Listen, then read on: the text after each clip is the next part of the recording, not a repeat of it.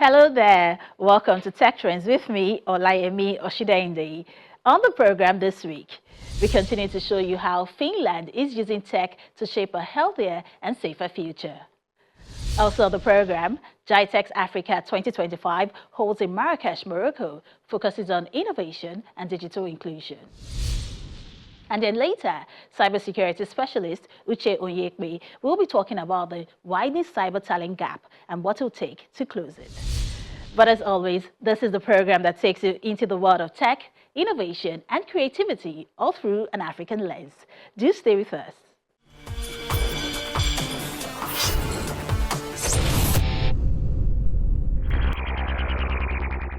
If you look at history, innovation doesn't come just from giving people incentives. It comes from creating an environment where their ideas can connect.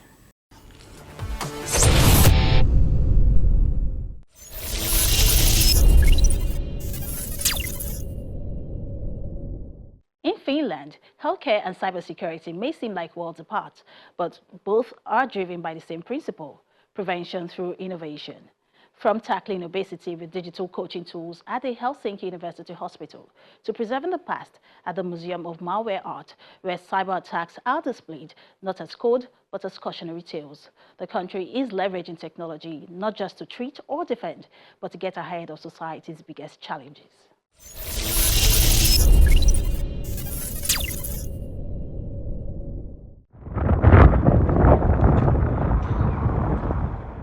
In Finland, a country of nearly 6 million, two very different challenges are being met with one common approach: combining trust, innovation, and technology to improve lives.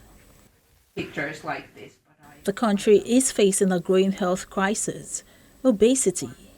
According to the Healthy Finland survey by the Finnish Institute for Health and Welfare, around 1.2 million adults here, 27% of men and 30% of women, now live with a body mass index above the obesity threshold of 30. The numbers are even more concerning among adults between the ages of 40 to 64, where 1 in 3 lives with obesity. Among younger adults, it's 1 in 5. But at the Helsinki University Hospital, the response is anything but conventional. They are tackling the problem with a digital-first approach designed to be scalable, cost-effective, and most importantly, human. What I think is valuable, what makes influence, is not digital, but it's digitalizing the human being. So every person, you know that you can wear something for a while and then you lose interest.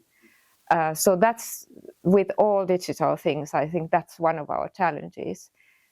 But what we tried to do there is to digitalize the expensive part, which is the person, the healthcare professional. That's the costly part. But that's also the most influential part. So a human needs another human, because there will be a difficult time. These patients, imagine you saw their risk profile and their disease profile. They are also people who have a lot of stress and they need a lot of help. So the program that they've created, launched nearly a decade ago, Finland's Healthy Weight Coaching program blends medical science with technology to support long-term lifestyle changes. Patients first begin with a face-to-face consultation, but much of the care continues online. Secure chats with nurse coaches, digital food diaries, personalized feedback, and ongoing psychological support.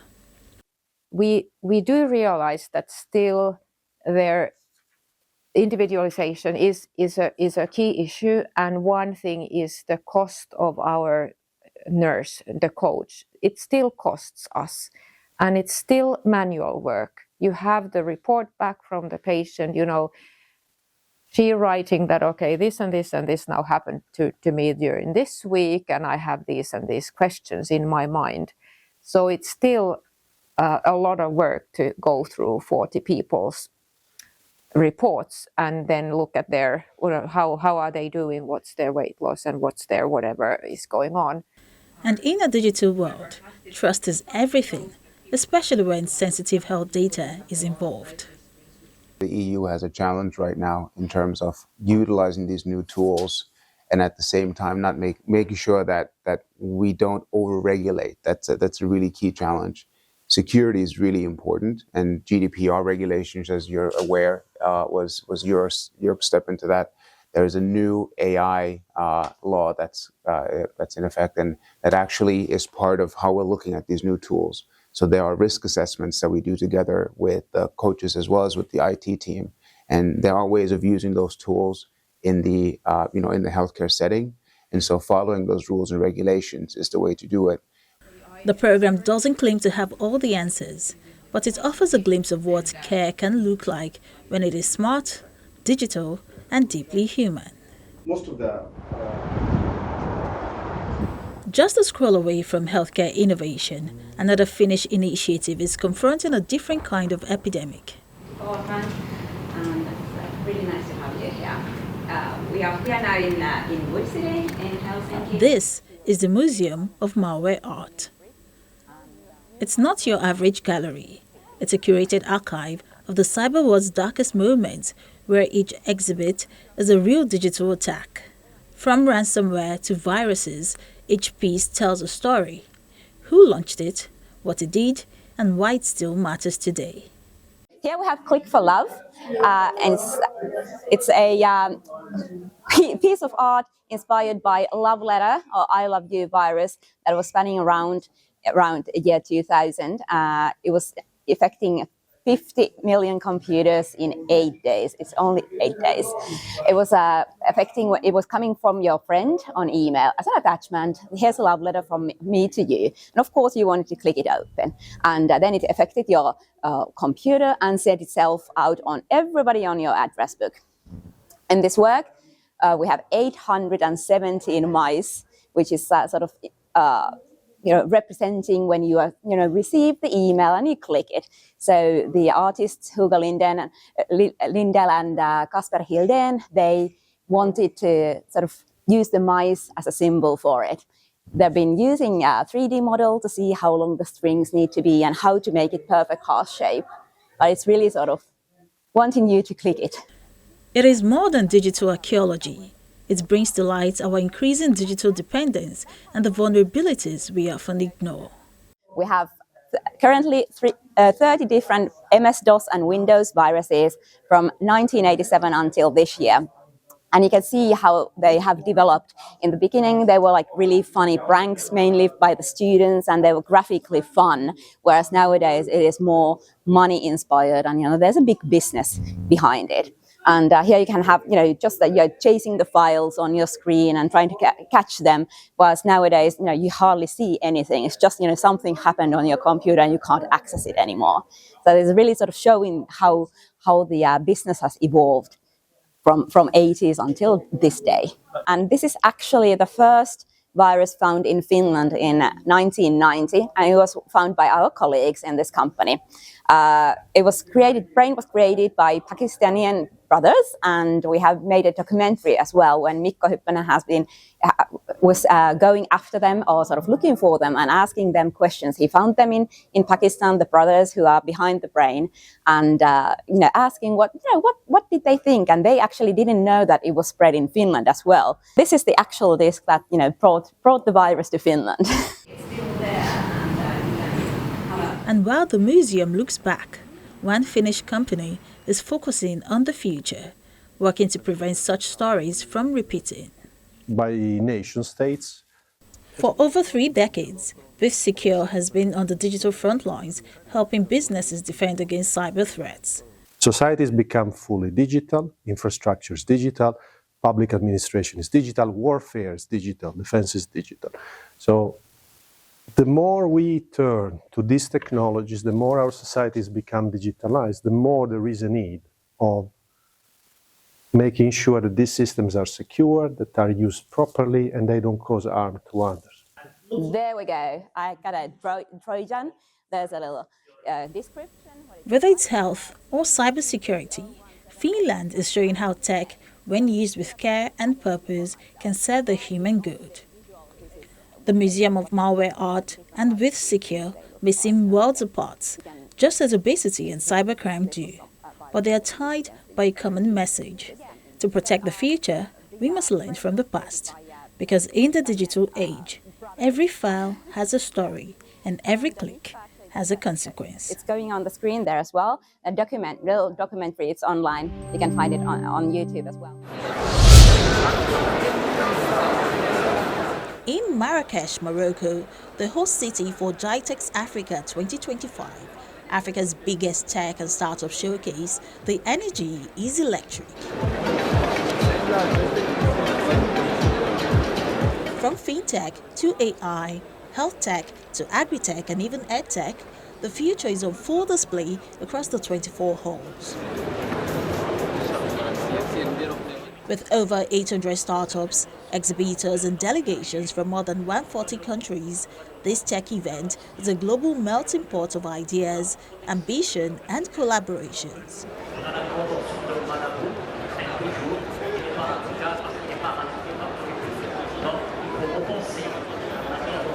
And this year, Nigeria is leading from the front.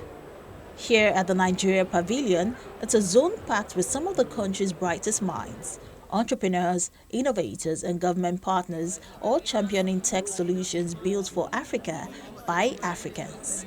The Director General of NIDA reaffirms the country's vision to become Africa's digital powerhouse. In Africa, we lost out during the first, second and third industrial revolution. But today we have no reason to be left behind during the fourth industrial revolution. We should be the next frontier and we should be leading in that, because that is powered by talent, by the digital native population. We are nurturing an innovative and entrepreneurial ecosystem because we need to challenge the status quo. And when it comes to growth stories, one of Nigeria's biggest tech companies takes the spotlight. Flutterwave's founder and CEO shares the next chapter of the company's journey with lessons learned along the way. Everything we're doing as a company right now, we constantly talk to our regulators, right? And it's not when we talk to them a lot more when nothing is wrong, just to like hear from them. What I've learned is that they're also consumers, they're also users of your platform. So when they turn up their regulatory hat for a second and they talk to you like a customer, they give you real life scenarios that helps you to reshape your product. 12 standout startups were handpicked by NIDA to represent Nigeria at GITEX, including Schooler and Delimo, two edtech innovators transforming the learning experience for African students. It helps teachers create lesson plans and assessment questions effortlessly. What will take teachers 1 hour 30 minutes to do, with Curry they are able to do it in 1 minute and 2 minutes. And for government, we support them to check how compliant these schools and these curriculums are, and they are able to accredit that this school is accredited with good curriculums, and I feel it's really, really important that we're here to showcase. Over the years, we've seen that kids are not really excited about learning, and that's part of the reason why we said, okay, kids love games. How do we make learning fun and interactive for them? So that's what we are doing at Elimu. And we're here at GITEX to show the world our solution, to tell them that learning can be fun and kids can still be interested in learning. And just when you think it couldn't get any better, GITEX Nigeria is gearing up to take center stage this September, welcoming the world once again, but this time on home soil. Nigeria is already there, and when GITEX comes to Nigeria this year, I heard they're coming in September, you see the same level of turnout, right? Nigeria is home to the biggest unicorns in Africa, as you probably know. Nigeria is a hub and crux of payment scale. So when it comes to Nigeria September, it will be a very massive, successful event. Every corner of GITEX Africa 2025 is alive, with booths buzzing, deals being made, and investors eyeing the next big thing. But beyond the business, it's the spirit of possibility that makes this forum magical.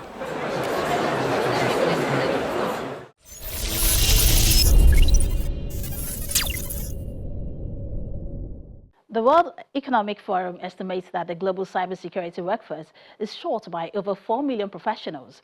Nearly 70% of security leaders say they're facing elevated risk because of this talent gap, and more than half are struggling to attract and retain the talent they need.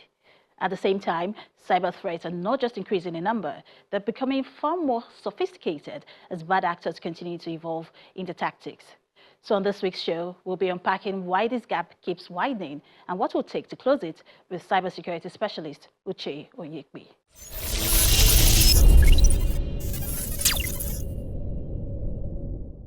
Uche, let's start with the big picture here. Why is the cybersecurity talent gap still growing, even after years of, sounding the alarm? What exactly is the reason for this persistent shortage? Well, I think it's an issue of demand and supply, really. We're building way more demand for cybersecurity professionals than we are able to supply, and this is globally. According to ISC Squared, a very prominent certification body in the cybersecurity industry, the global cybersecurity workforce gap currently is standing around 4.5 million skills. And this is globally. Now, if you bring it down to Africa, we're looking at about 500,000. And it's not just a number, really. I think it's a vulnerability, it's an economic vulnerability, right? Now, there's a huge disconnect, and that's the fact that the threats we are dealing with today are way more complicated. They are way more, critical than the demands, the defenses that we have available, right? So what we're doing really in the industry is that we're playing catch up, right? The cybersecurity industry, the cyber world, the crime world, it's a big multi-billion-dollar industry, and really what we are doing in the defense industry is playing catch up, and that's why we have lots of security events going on every day. We have attacks, we have zero-day vulnerabilities popping up every now and then. I think we can look at it from that angle of demand and supply and say, hey, there's need for us to ramp up the supply of cybersecurity professionals. There's the need for us to ramp up the pipeline, the mechanisms with which we bring out, we produce cybersecurity experts. And this is not just being theoretical. This is practical cybersecurity skills in a way that people can actually come out and solve problems, right? A cybersecurity professional is that person who is able to solve problems. You have to be a critical thinker. You have to be a problem solver. So I think it's about the training system, the pipeline with which we're bringing out these individuals, and it's impacting the demand, the supply of technical skills, the supply of real cybersecurity skills, which organizations are looking for. On the demand and supply part that you mentioned, which is quite interesting because while we're seeing layoffs across other parts of the tech industry, cybersecurity teams are still struggling to fill roles. Now, how do we explain that mismatch?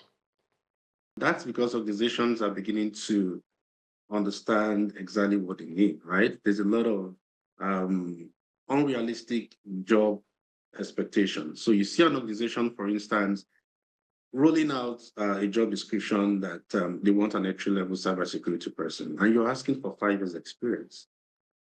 How on earth do you expect an entry-level person to already have 5 years experience?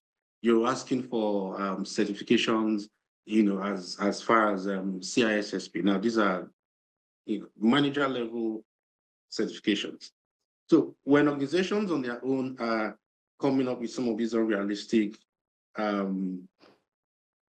expectations from entry levels, it creates a misalignment. Now you're leaving an opening for people to lie to you. So you find people just providing us with resumes with 5 years experience, with tons of certifications that they really do not have. Now, when you put them on the job to do the job, your guess is as good as mine. So that's a major issue that is leading to layoffs. Organizations are no longer taking the fact that you have a lengthy resume or you have a bunch of certifications. If you get on the job and you're not able to do the job, they're going to show you the way out. So that's one of the reasons for layoffs. And then artificial intelligence has also come in and played a huge part in this. You see a lot of organizations are tilting towards AI agents, for faster processing and ease of doing work. And really, that's the reality for today. It's either you are using AI or someone who is using AI to take your job. That's reality. And then so you see that some of the things, if you put them all together, you see that it's a reason for a lot of organizations to start thinking of laying off. And another reason, there are obvious economic issues. So many organizations today are struggling due to the global economic issues. So they are looking for ways of saving costs. And for most organizations, the easiest way is to look inwards and begin to rid off the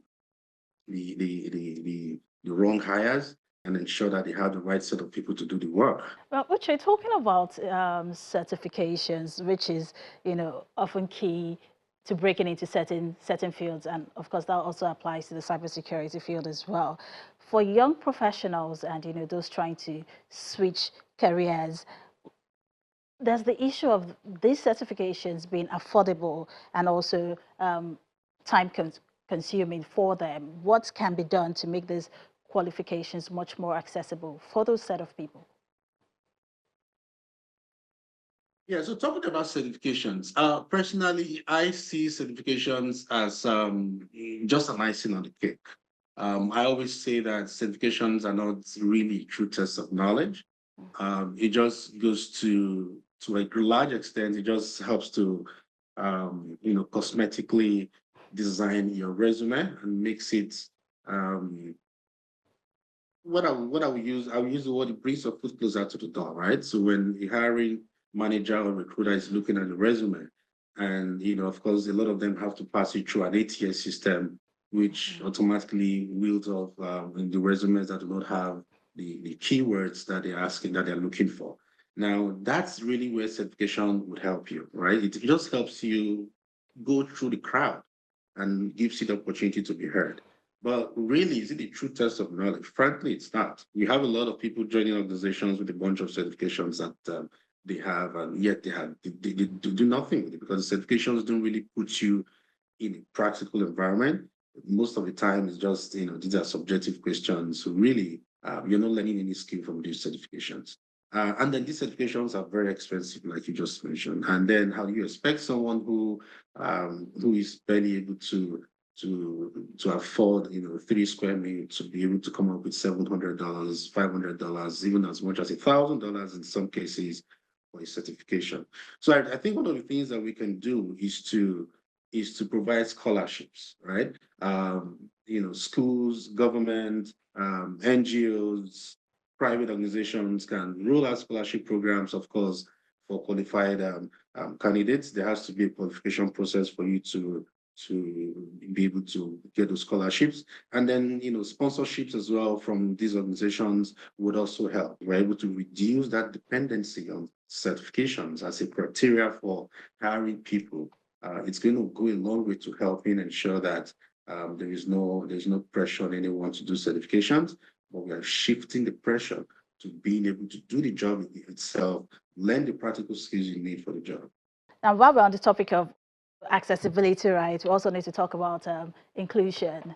How do we open the doors wider, engaging more women, people from underrepresented communities and others who are often overlooked, to help build a more diverse cybersecurity workforce? Absolutely. I think we need to start by changing the narrative.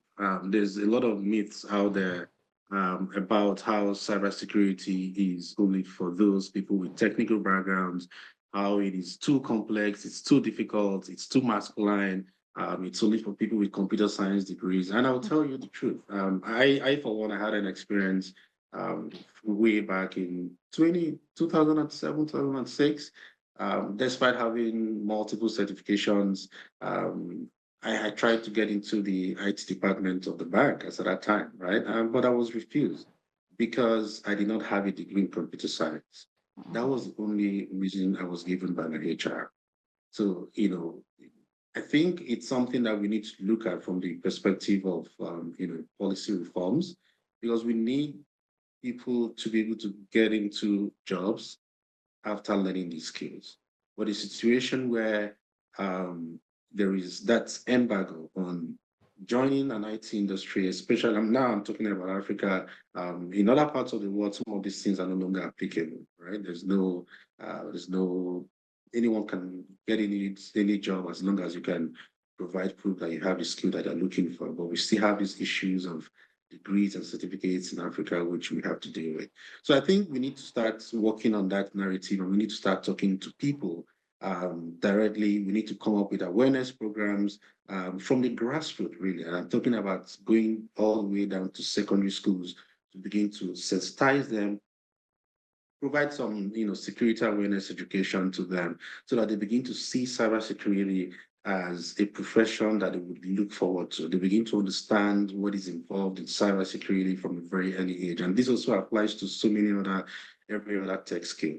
And then, we can also talk about, some focused programs for women. I think there are a few of them already existing, which I know about. There are some great ladies coming up with programs, specifically for women, which I think is a really good call. It's going to help women understand the role they have to play. Across the world, it is a massive underrepresentation of women in the tech industry, especially in cybersecurity. I think we're looking at about less than 25%. And really, that's what we are trying to achieve with Curate HQ, an organization I co-founded with my partner, Gilbert Igwe, an AI data scientist, to train Nigerians and sub-Saharan English-speaking Africans with different tech skills, starting ranging from cybersecurity, DevOps, UI, UX, data analytics. And we are doing this affordably. Now, this is because we have seen the way tech is being trained, tech is being learned in general, and we've seen that there's a lot of improvements that we can make to it. Because we understand that an average Nigerian has no experience in learning tech. So we've created a curriculum that is crafted to take you from a zero level, from a beginner level, all the way to an advanced level. Thank you so much, Uche Onyekwe, cybersecurity specialist, for joining us on Tech Trends. It was such an insightful conversation with you. Thank you very much for having me.